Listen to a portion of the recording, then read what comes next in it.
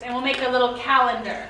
And each week, one student will bring in their own photo. They can bring it as a print, or maybe they can email it to you and you can project it, however you can do it. And what the student will do, the student will come up and he or she will say, okay class, here's my photo. You have 1 minute. Write as many adjectives as you can. Go. So the student is now the teacher, because you, the teacher, are a student. You're sitting there. They're working together, 1 minute for adjectives. Then the student says, all right, what adjectives do we have?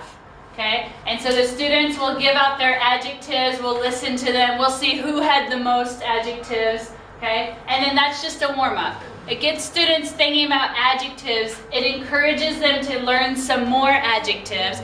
Every week, if a student can only think of interesting, lovely, then they know they need to increase their adjective vocabulary. It gives each student the chance to be a teacher and to show a photo of their own. It can be any photo they want. So it gives them a chance to have a little bit of power within the classroom and to be in a different position, which is always encouraging, usually encouraging. You can have the students, if this is a writing class, you can have them incorporate the adjectives into a paragraph. Okay, so the Vietnam picture, I'd be like, now use some of these adjectives, write a descriptive paragraph about this photo. You can have the photographer give you more information like I did. Oh, this was taken here, I took it because of this. Give them a little bit more chance to speak English. So it's a good idea, another way to connect with vocabulary, in this instance with adjectives. Does anyone do anything else kind of similar with adjective work and photography? No, photography is so visual, and adjectives are visual.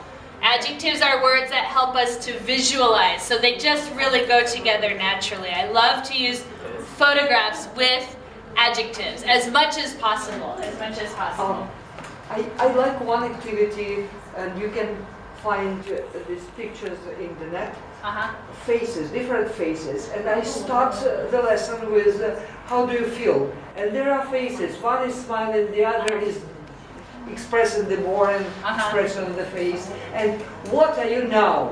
What kind of feeling have you now? Are you bored? Are you happy? Are you whatever?